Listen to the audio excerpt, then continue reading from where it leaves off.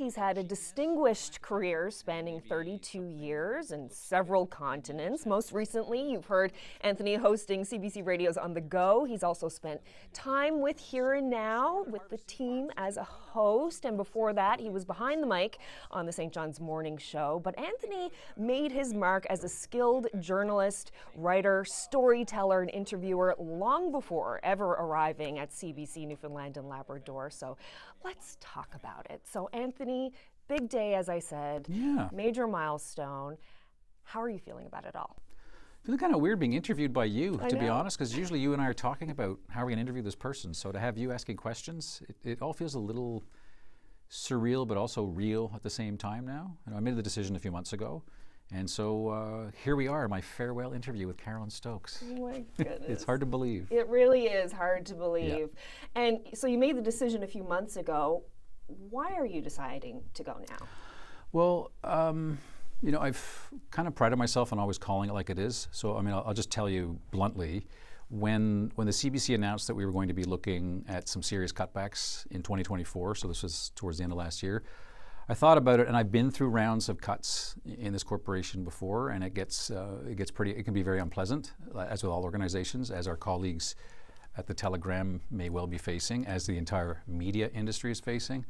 And I just said, you know what, I was planning on leaving 2 years from now, but if we're going to be facing that kind of change and disruption, then maybe now the time is right. It is challenging times for journalism right now, and you do have a particular skill set, core competency that I think is very valuable in this day and age of journalism where there's so much misinformation out there, challenging times. The fact that you're leaving, it feels like a bit of a loss to journalism as a whole. That's very kind of you to say.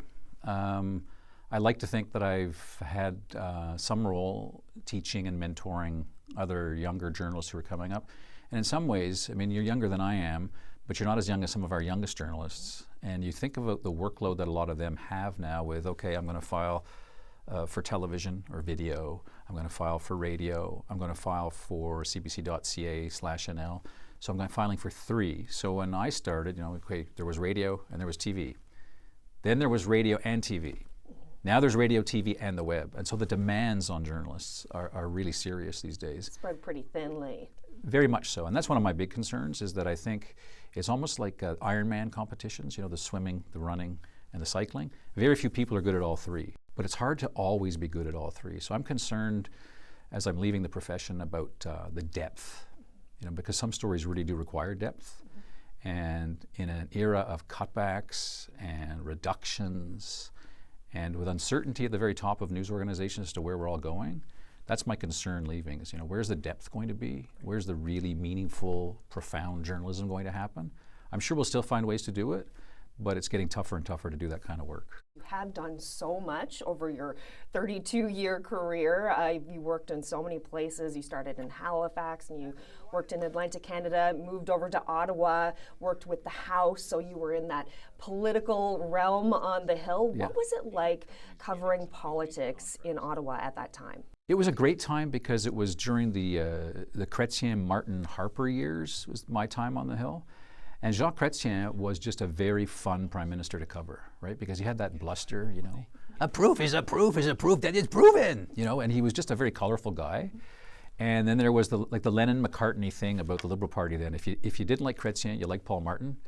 If you didn't like Paul Martin, you liked Jean Chrétien. They had a winning formula, and they completely destroyed it. And they allowed Stephen Harper to get in. A lot of people think that the Liberals could have stuck things out had they figured that out. Harper was his own kind of cool customer. I have a lot of respect for his intellect, a man who knew what he wanted.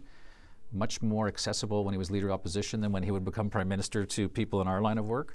But I love my time in Ottawa. I learned a lot about how the country runs. And then China came up. So I got to go to China, which was 5 years of a joyous roller coaster. And I can tell you, of all the positions, none of them are the favorite, because you meet good people no matter where, whether it's St. John's or Shanghai.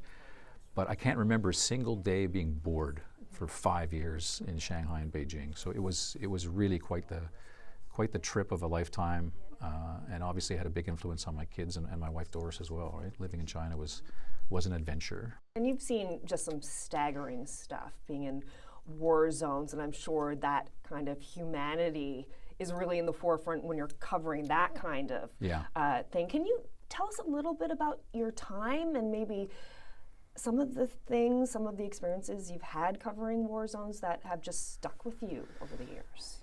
Yeah, I mean, so most of my war zone experience was in collapsing Yugoslavia, so in the Balkans, so the turn of the millennium, really 1999, 2000, 2001, with Yugoslavia collapsing, and then later in Libya, and also to a rebellion in Thailand. And I think the thing about war zones is that when you see humanity at its worst, because that's really what war is, right? It's a collapse of civilization.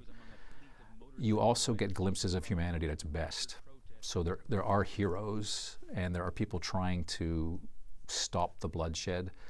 But it's going to sound corny, but it really makes you grateful for where you're from.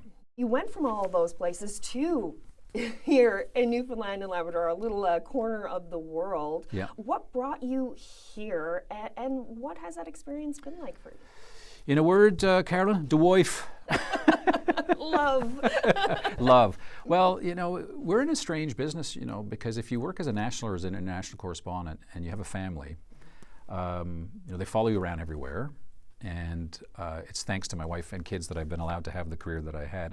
I don't think I appreciate how stressful it was for my kids or my wife. Oh, wow, Dad's over there. You don't think about these kinds of things. So I'd kind of had it with, you know, that. And I'd still, even now, I'm too old. I can't run as fast, so I can't go back to war zones, I don't think. But it was really time to sort of make a decision. The kids were kind of becoming more American than Canadian. And Newfoundland's been kind of an adoptive home. I've been coming here for 30 years or whatever it was. And I figured, hey, listen, a job's come up here. What do you think? And we said, you know what? If we're going to go back to Canada, then this is the place we want to be. In preparing for this, I was going through our archives. Uh-oh. Wow. There is so much in there, so many stories that you've covered over the years in, you know, you've done so much for radio, but also your time in television, working with Here and Now. Can you talk about some of the stories that really stand out for you? I know there are a bunch that stand out for me. Yeah. The salmon die-off, the rooms, Lost St. Lawrence, just to kind of touch. But what things jump out for you? I think you've identified three that I would definitely mention. And I think the first one I'd talk about was St. Lawrence. I think people ask me, did you like radio or TV more? I said, it's hard to pick because some stories are better on radio and some stories are better on TV. And I think being part of a TV crew that goes into a community when it's really suffering, as was the case in St. Lawrence, a loss of life story where a fishing community, a small town, has lost 4 fishermen. To be going live from that community, from the wharf, and talking to people, very, very powerful stories at a very difficult time. So for loss of life stories, television can be very powerful. And another thing is that seeing is believing. And you mentioned the salmon die-off. So a few years ago, more than 2 million fish. You know, clearly, the aquaculture industry, which is an important industry, to hold a company accountable that did not want to be as forthcoming with the extent of what was going down there, it was just a long trip, getting the approval to get on a long liner to actually see what the cleanup entailed and how big it was.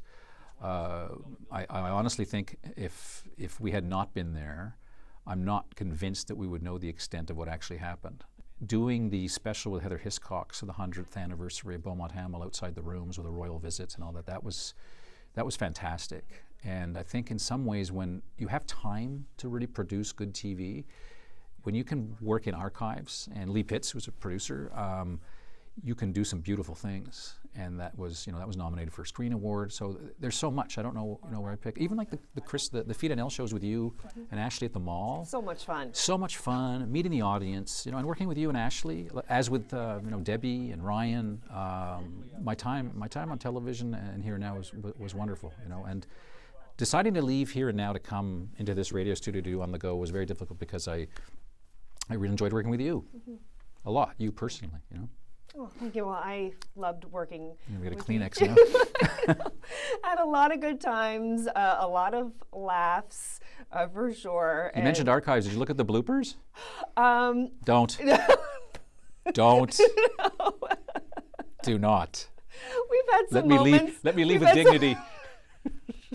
What has been the difference, do you find, between working in television and working in radio? That's a big one.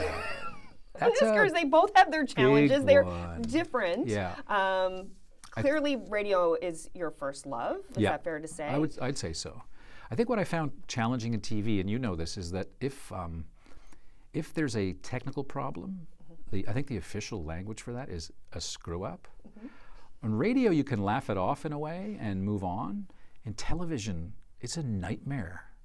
When something goes wrong in TV, you can't just sort of look at the camera because you end up doing this. Deer in headlights. And no one sees the deer behind this microphone. They all see it in that.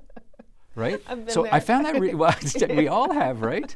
And I found that really tricky. And I think the other big difference is that on a radio show, there's much more movement. Like you can pursue things, as you well know. Like on TV, you could be doing a live interview. The guest says something you weren't expecting. You go, oh my, I want to follow that up. It has nothing to do with what we're talking about. But if I do that, I'm going to throw the whole show off the rails, right? So I found television a little more rigid that way than radio is, which I didn't particularly like. On the other hand, there's no question when a story is purely visual, you think of like a volcano erupting. I mean, radio can't compete with that, right? Certain accidents, weather, storms. I mean, look at Fiona. There are certain stories where TV wins hands down, right? Even your most recent story about the Health Sciences Center. Well, yeah, you and I went over the there. Freezers outside next to the dumpsters. It was kind of a shocking image to see. Yeah, well, and the television, right? You and I standing by these freezers, by the dumpsters, and television kind of just shows you what it is. It took me a long time to sort of really understand that different dynamic in TV, and the other reality is that in radio you have to do all the work yourself, but in television, the shooters make us look so good. They do. Like they do a lot. I can say this because I'm leaving now, but all that great stuff that you saw in Here and Now while I was there, I had nothing to do with that. It was all the shooters. Yep. They Thank really goodness do. for shooters or no lighting. Well, there you go. Right. Yeah. So the technical side, the 10-ton pencil of TV, I found that a bit intimidating, and sometimes it's such a team effort. There's so many people to make good television. It takes it's a teamwork. Whereas in radio, it can be a little more like a commando soldier. So it's got different strengths and weaknesses. I love them both, though, right? Yeah. I know a lot of people are asking, you've been getting this question right, left, and center. Right. The one I'm not going to answer. Yeah. What are you going to do next? I honestly, and I mean this sincerely, I haven't made up my mind. Without going into details, I've been blown away by the strange phone calls after I announced. So I have, I'm really going to take some time and think about it. Teaching is, I think, where my head is at, but teaching where and what, who knows? But there are communications jobs, there are all kinds of jobs out there that I hadn't really thought about. So I haven't made up my mind yet. So to completely dodge your question, you don't have to badger me and go after me now since I told you to do that when someone's being evasive. But I really haven't made up my mind. I honestly haven't made up my mind yet. Have you thought about writing a book? I have thought about that. Yep. And I may do that. But I don't know if I want to write a memoir kind of thing or fiction, to be honest. So who knows? Yeah. Well, someday over coffee, I'd like to hear about those phone calls that you've received since you announced your retirement. As soon as this is over, I'll tell you.